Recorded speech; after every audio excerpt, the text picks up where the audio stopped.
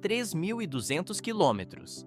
Essa é a extensão colossal da barreira projetada ao longo da fronteira sul. Essa distância cobre o trajeto exato do Oceano Pacífico, na Califórnia, até a costa do Atlântico, na Carolina do Norte.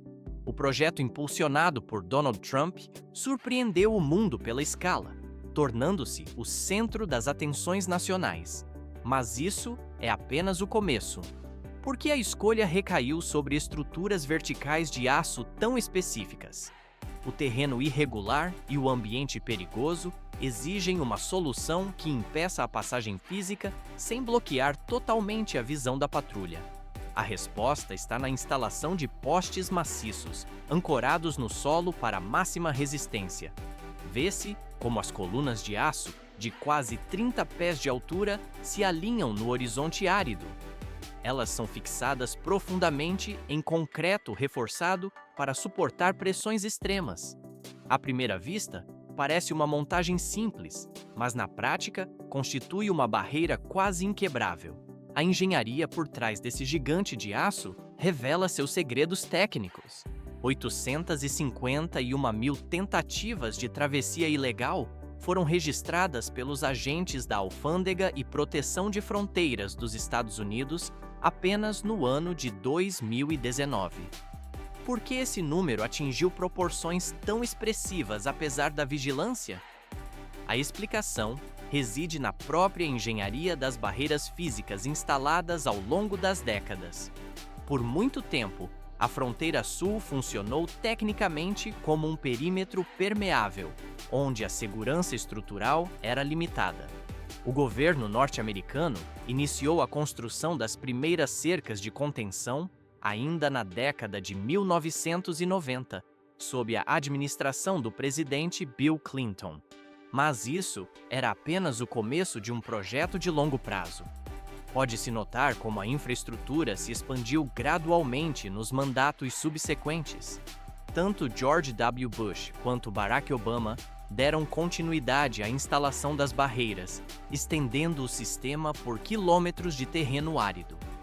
À primeira vista, essas cercas pareciam obstáculos definitivos, mas na prática sua eficácia mecânica era baixa. As estruturas possuíam apenas alguns metros de altura e careciam de reforço contra violações. Vê-se com frequência que o material podia ser escalado facilmente ou cortado com ferramentas manuais simples. A vulnerabilidade do design tornava a transposição uma tarefa viável. Tudo só se complica com a mudança do cenário político. Por essa razão, em 2016, Donald Trump transformou a concepção de um muro maciço em peça central de sua plataforma. A discussão sobre a segurança física da fronteira entrava em uma nova fase técnica. Milhares de milhas. Essa era a extensão planejada para uma barreira robusta destinada a fechar a fronteira. A ideia inicial exigia uma parede sólida de concreto, mas o plano enfrentou resistência tática imediata. Por que a segurança interna rejeitou uma estrutura aparentemente tão segura? O concreto parecia ideal para o bloqueio físico, mas ele impediria os agentes de patrulha de verem a atividade do outro lado, criando uma cegueira operacional perigosa. O design final usou postes de aço verticais, os bollards, fortes e transparentes. Pode-se notar como eles permitem a visão através das frestas, tornando-se o modelo padrão para a fronteira atual. Mas isso é apenas o começo. 1.930 milhas é a distância que o muro percorre ao longo da divisa entre Estados Unidos e México. Vê-se como o terreno varia da areia fofa do deserto, que pode ceder, à argila úmida do Rio Grande e à rocha dura das montanhas do Arizona e Califórnia. Engenheiros perfuram o solo para extrair amostras e medir a elevação. À primeira vista, o levantamento parece simples, mas na prática, ele calcula a profundidade exata da fundação necessária em cada local. Essa análise crítica da estabilidade dita todo o design da estrutura que será erguida. A base técnica está definida para o suporte. 30 pés de altura. Essa é a medida exata que os postes de aço atingem ao se erguerem na vastidão do deserto. Para sustentar tal estrutura vertical, o projeto da fundação determinou rigorosamente cada etapa da construção que se seguiria. Equipes de engenharia iniciam a escavação de uma trincheira contínua, variando estritamente de 24 a 32 polegadas de largura. Por que uma tarefa de escavação aparentemente simples se torna a parte mais exaustiva e demorada de todo o projeto? A profundidade do corte deve atingir de 6 a 10 pés no solo árido. Sem essa penetração profunda calculada, a base não teria força suficiente para segurar cada poste de aço contra ventos fortes e possíveis danos estruturais. Mas isso é apenas o começo. Em trechos de areia macia, escavadeiras e tratores operam com relativa facilidade, mas a maior parte da fronteira atravessa terrenos geológicos impiedosos. Granito e rocha sedimentar bloqueiam o caminho logo abaixo da superfície, tornando máquinas de escavação comuns completamente inúteis. Rompedores hidráulicos acoplados a escavadeiras pesadas entram em ação para golpear o solo rochoso. Pode-se notar como os martelos racham a rocha dura incessantemente, removendo grandes pedaços do solo para abrir o traçado bruto. Após o desbaste inicial, uma valetadeira especializada, impulsionada por motores a diesel de 254 cavalos de potência, assume a operação. À primeira vista, o corte do solo parece um processo direto, mas na prática, a máquina deve endireitar as paredes e aprofundar a vala com precisão absoluta. Ao mesmo tempo, ela tritura qualquer solo ou rocha restante, deixando o fundo perfeitamente plano e uniforme. Tudo só se complica. Um sistema de esteira na parte traseira remove o material solto constantemente para fora da vala. Vê-se a poeira assentar, enquanto o caminho fica limpo e pronto para receber o concreto. Porque a valetadeira corta continuamente com alta precisão, ela consegue processar centenas de metros de trincheira por dia, acelerando o ritmo da obra. Com o fundo nivelado, as equipes instalam a estrutura de reforço. A câmera desliza ao longo das barras de aço verticais e amarrações horizontais, que formam uma longa gaiola metálica correndo por toda a extensão da vala. Imediatamente após o posicionamento da armadura, uma camada de concreto reforçado de 10 a 20 centímetros, ou 4 a 8 polegadas, de espessura é derramada sobre o aço. O material líquido preenche os espaços, criando uma base estável para que os painéis não afundem ou inclinem. Quando o concreto endurece, ele se une firmemente à gaiola de aço interna. Isso forma um bloco de fundação contínuo, aumentando drasticamente a resistência a forças de tração e torção. A base está pronta para suportar a pressão dos elementos. 400 kg. Esse é o peso que os postes de aço individuais podem atingir antes mesmo da instalação definitiva. Com a fundação pronta, o canteiro de obras avança para uma etapa vital de montagem vertical. Trazem-se os cabeços de aço, que são tubos ocos, quadrados ou redondos, com cerca de 26 de altura e espessura de 10 milímetros. Por que o design oco é escolhido para estruturas tão robustas? À primeira vista, o aço maciço pareceria a opção mais segura contra impactos. Mas o formato oco reduz drasticamente o peso para o transporte e permite que o concreto seja despejado no interior posteriormente, aumentando a resistência estrutural apenas quando necessário. Caminhões de serviço pesado transportam a carga da fábrica para o local, mantendo os postes empilhados em camadas e presos com cintas de aço. Pode-se notar o cuidado dos guindastes móveis ao retirar cada fardo para a área de armazenamento, evitando impactos que dobrem ou danifiquem o metal. Mas isso é apenas o começo. Uma área de fabricação temporária é montada logo fora da zona de trabalho. Soldadores utilizam máquinas de alta potência para conectar os postes em painéis de 4 a 6 unidades, dependendo da largura da parede. Vê-se como o guindaste levanta o painel inteiro e o deposita diretamente na trincheira. tornando a instalação muito mais rápida do que mover peça por peça. Transição para o próximo nível. Parece simples o alinhamento dos painéis, mas, na prática, a precisão milimétrica é obrigatória. Mesmo um erro minúsculo na base ou nas soldas faria todo o painel inclinar, tornando a ancoragem extremamente difícil. O sistema se firma na posição correta para a etapa seguinte. Quase 9 metros de altura e comprimento. Essas são as dimensões exatas de cada painel de aço erguido no canteiro de obras. Porque o levantamento dessas peças maciças se torna uma operação de alto risco, mesmo com guindastes potentes. O processo exige cautela extrema, porque devido à sua enorme superfície plana, cada painel age como uma vela gigante, onde qualquer rajada de vento pode causar balanços perigosos. Guindastes móveis de grande porte ou montados sobre caminhões iniciam o içamento lento das estruturas, retirando centenas de quilogramas do solo. Pode-se notar como 2 ou 3 operários no solo tensionam cordas de guia, trabalhando em sincronia absoluta com o operador do guindaste para estabilizar a carga oscilante. Mas isso é apenas o começo do desafio logístico. O posicionamento correto sobre a vala exige comunicação constante enquanto a peça desce para o encaixe. À primeira vista, o alinhamento na vala parece uma tarefa padrão de construção, mas, na prática, é o que define a integridade dos quase 1.130 quilômetros de barreira.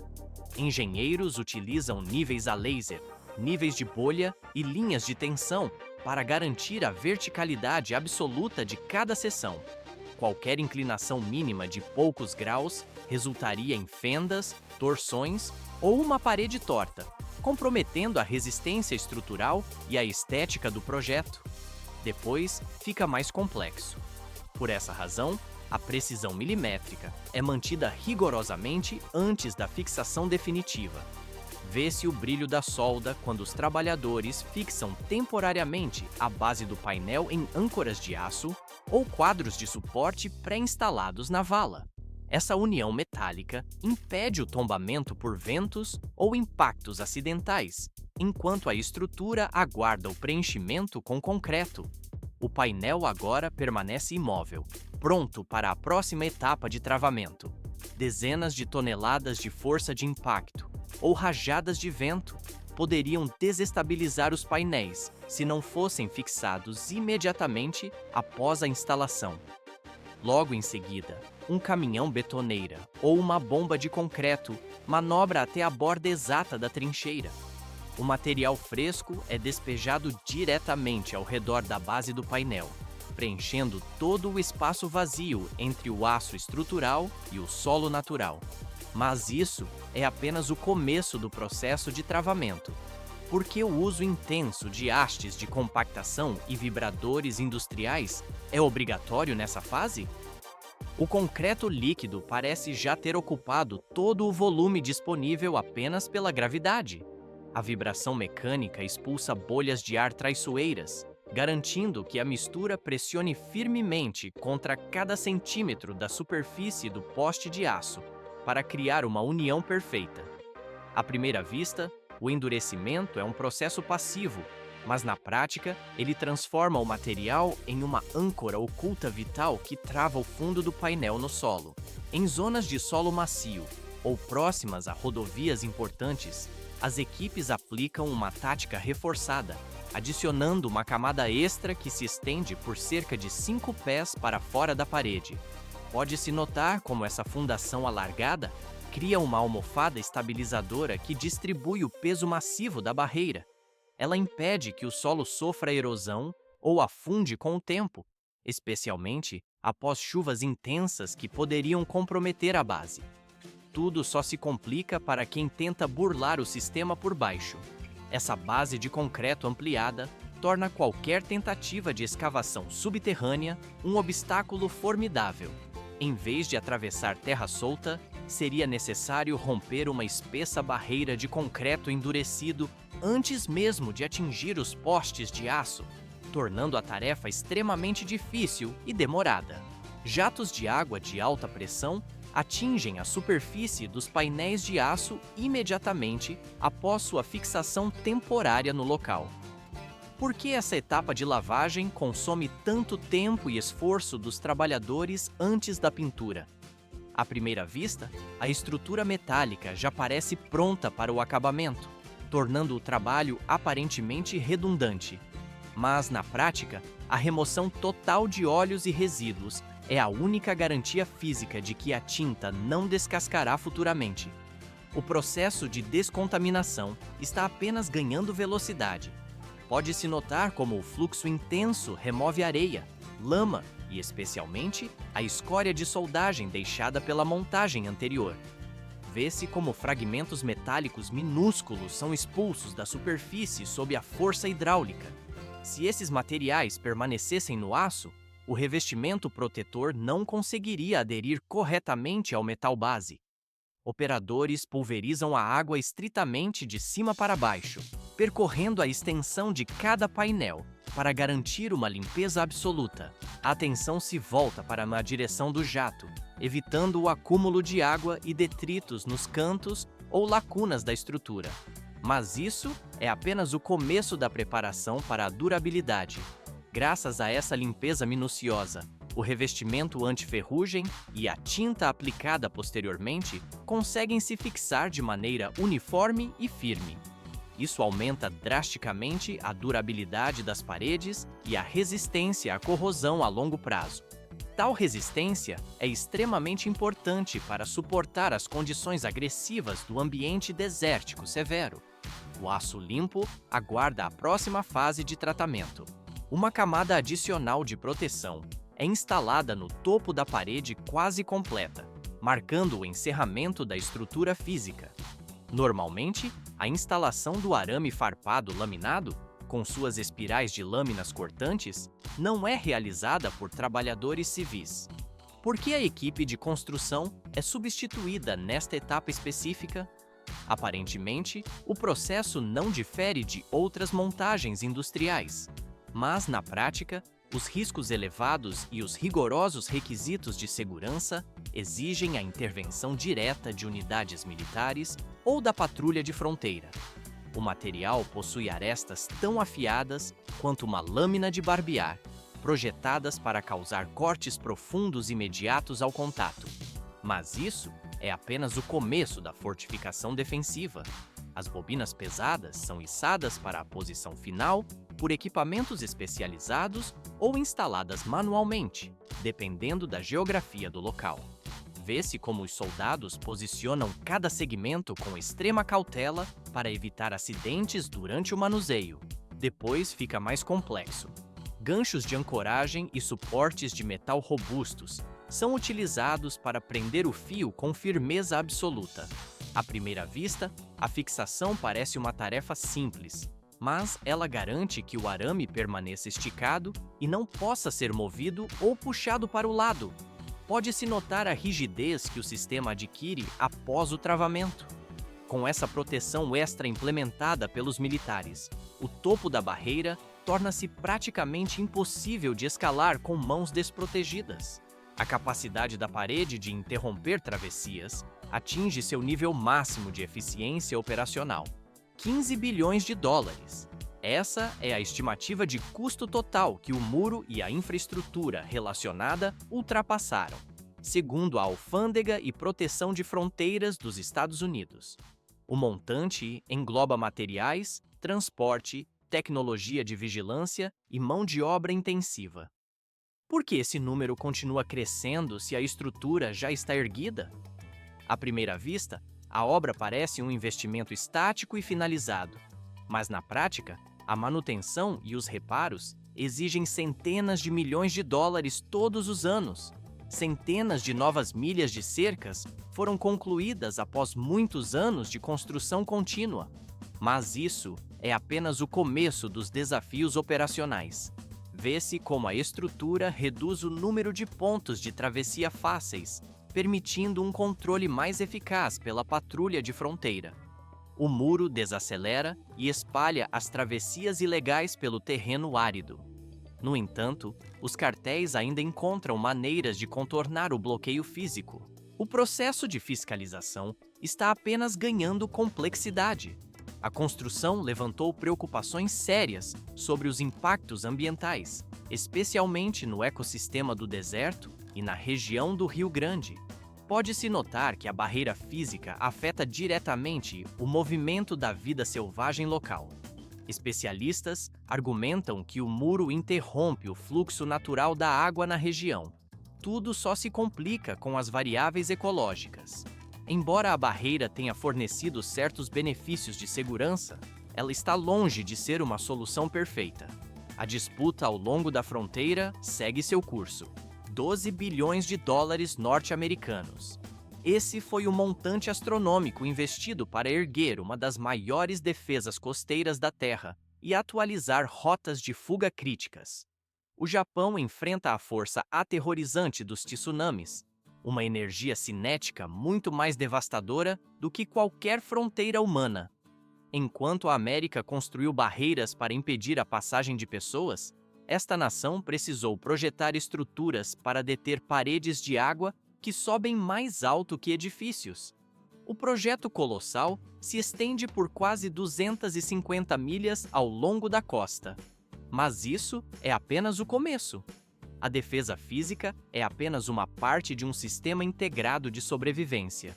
Porque as fundações dessas muralhas mergulham a 80 pés de profundidade no subsolo. A altura externa de 45 a 50 pés já parece imponente o suficiente para bloquear as ondas. No entanto, essa profundidade extrema é vital para criar uma grande muralha de concreto que não tombe sob pressão, comprando minutos preciosos para a evacuação antes que a água invada as cidades. A linha de defesa contínua percorre quase 400 quilômetros através das prefeituras de Aomori, Iwate, Miyagi e Fukushima, a região exata que recebeu o impacto total em 2011. Equipes de construção iniciaram o trabalho limpando casas antigas, infraestrutura danificada e removendo tubulações de energia destruídas. Ao mesmo tempo, construíram estradas de acesso, pátios de materiais e plataformas de guindastes. Pode-se notar como os sistemas de drenagem temporários operam incessantemente para permitir que a construção continue mesmo durante a estação chuvosa intensa. Depois, fica mais complexo. O solo arenoso de Tohoku apresenta um desafio de engenharia invisível. À primeira vista, o litoral parece uma base sólida para a construção, mas, na prática, o solo fraco e arenoso não suportaria o peso da estrutura sem afundar ou deslizar. Por essa razão, engenheiros realizaram levantamentos detalhados e perfuraram o solo para instalar estacas profundas de concreto ou aço. Camadas de pedra britada e areia compactada foram adicionadas para estabilizar a superfície. O objetivo final é criar uma base sólida capaz de sustentar um muro de dezenas de metros de altura sem rachaduras ao longo do tempo. Vê-se como as escavadeiras hidráulicas abrem fossos de fundação massivos que ultrapassam 20 metros de profundidade em certas seções. Perto da linha costeira, as equipes ergueram muros de contenção temporários ou ensecadeiras para manter a água do mar afastada durante a concretagem. Uma camada base de concreto é derramada no fundo, seguida pela instalação de gaiolas densas de reforço de aço. O processo está apenas ganhando velocidade. Blocos de fundação grandes formam um pé extremamente largo e pesado para ancorar a estrutura. Acima da fundação, operários montam vergalhões altos e espessos, baseados em um design de laboratório otimizado para resistência máxima. O concreto líquido é bombeado para dentro dos moldes seção por seção, preenchendo cada espaço vazio ao redor do metal. Cada bloco, geralmente com várias dezenas de metros de comprimento, é curado, inspecionado rigorosamente e conectado ao próximo, criando uma barreira monolítica contínua. E isso ainda não é o limite.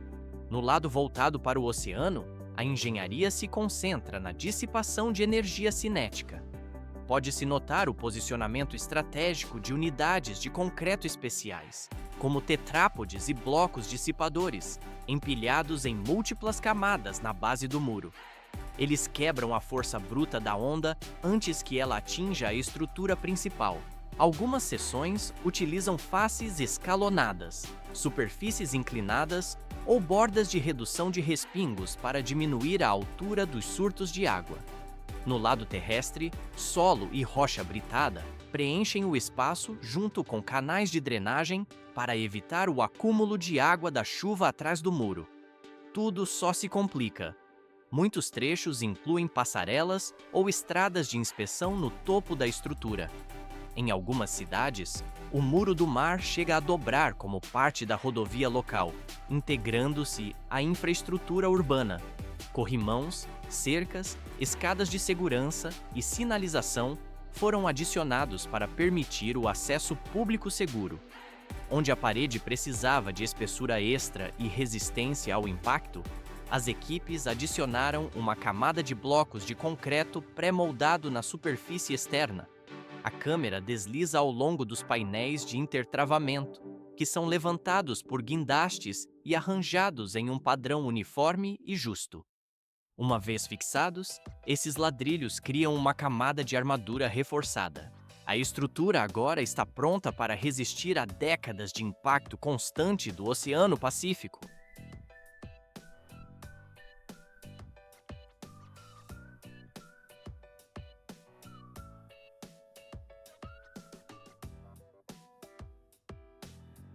Dezenas de anos de impacto do Pacífico testam a resistência do concreto armado. Por que erguer barreiras tão colossais? À primeira vista, a força da natureza parece imparável, mas a engenharia responde com duas das maiores paredes já construídas. Pode-se notar a escala do muro na fronteira americana, cortando o horizonte, e das torres contra tsunamis no Japão.